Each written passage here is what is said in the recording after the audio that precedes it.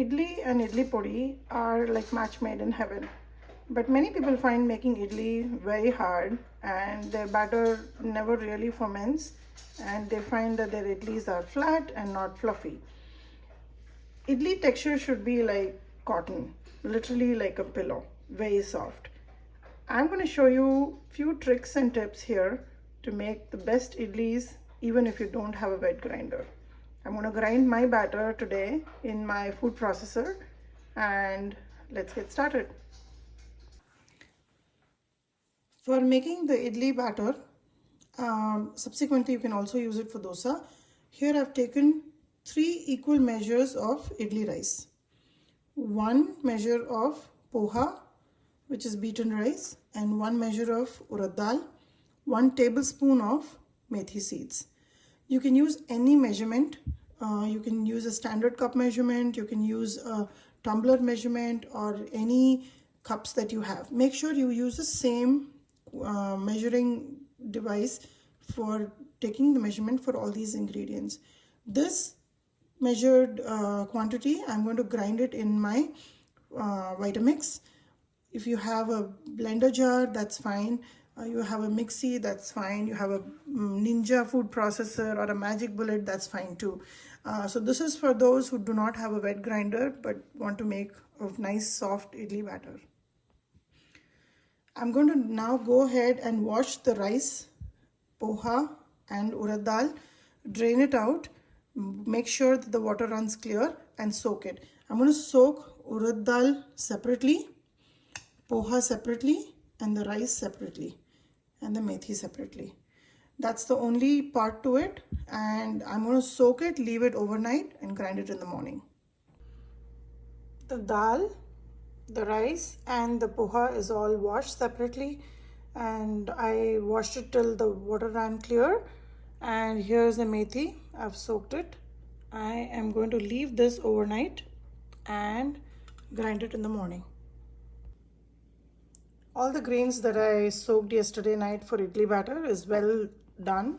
All the methi is fluffed up, urad dal is ready, rice is well soaked, and let's get grinding. I'm going to start with urad dal and methi together and then go on, remove that, then go ahead and grind the poha separately and then the rice. I've added the methi seeds to the jar. I'm going to drain out all the liquid from the urad dal and then start grinding.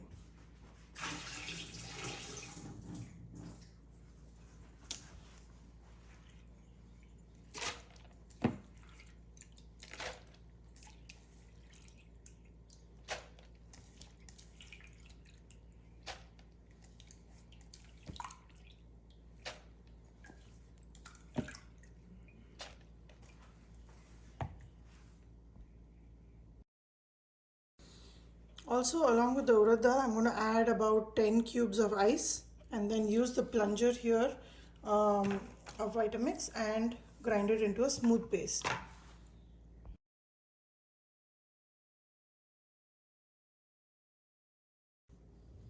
Urad dal is done. I'm going to remove it in a container. I have ground everything and taken out in this vessel. Now the key to any batter is how we aerate it. In a wet grinder, because there are 2 stones in there and there's a paddle, so the batter gets well aerated. Whereas when you grind it in a food processor like Vitamix or a Ninja, it won't get that effect. So I did add some ice while I was grinding the urad dal so that the dal doesn't get heated up because of the machine. So this is the kind of consistency you're looking for when you're done. I have not mixed it yet and I want to show you the right way to mix it because that's where the trick is to getting your idlis really soft. So use either a whisk or if you're comfortable, use your hand. So that way you can mix it really well. And I have this batter which I'm going to split it in 2 parts. One part I'm going to ferment and the other part I'm going to keep it in the fridge to ferment after the first portion is over. So that way I don't have to grind for a little while during the week. having a batter in hand is very useful to our household. So let me show you how I mix it. I'm going to use my hand to fluff it and mix it up.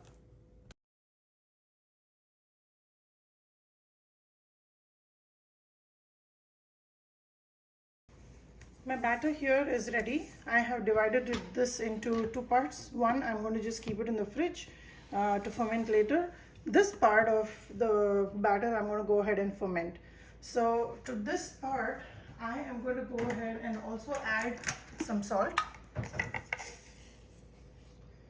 So about 2 full teaspoons.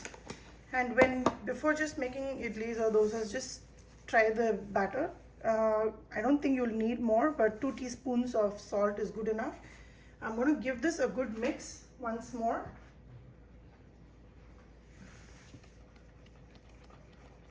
Like so. So make sure your batter is not very thin. This is the consistency we wanted. So when you're grinding the urad dal, add ice cubes and add. But when you're grinding the rice, make sure you don't add too much water. So that way it will balance out. If you're not comfortable mixing the batter with your hand, use a flat paddle or a whisk.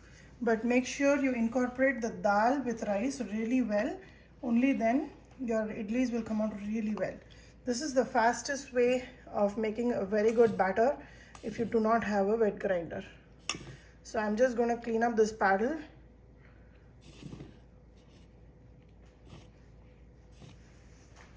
Now everybody has Instapot. Instapot has become our next substitute to a pressure cooker. And Instapot is probably the best way to ferment your batter. At least in the cold countries, this is the fail-proof method of fermenting your batter. So I am going to put this vessel into my Instapot and set it at yogurt mode with the vent open. And in about 8 hours, my batter will be fully fermented. So I'm grinding this before going to work. I'm just going to clean up the edges so it doesn't get dry.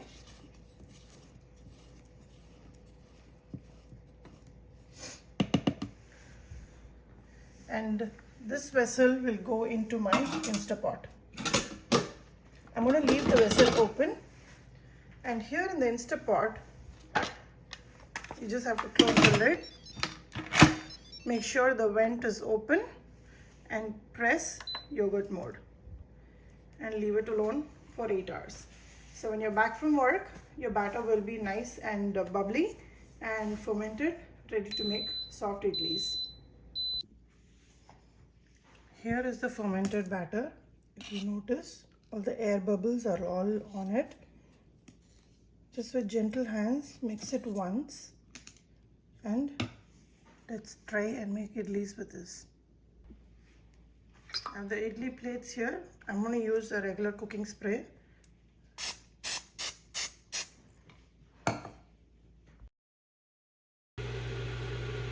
In my kadai, I've kept water. It's boiling. And once it boils really well, I'm going to cover it and steam the idli for 8 minutes.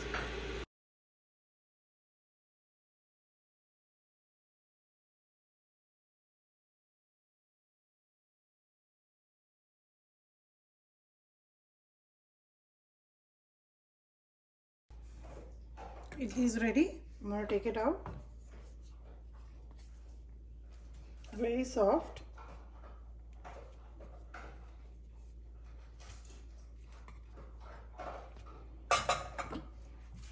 Like I said, idli is perfectly accompanied by the idli puri that we made earlier.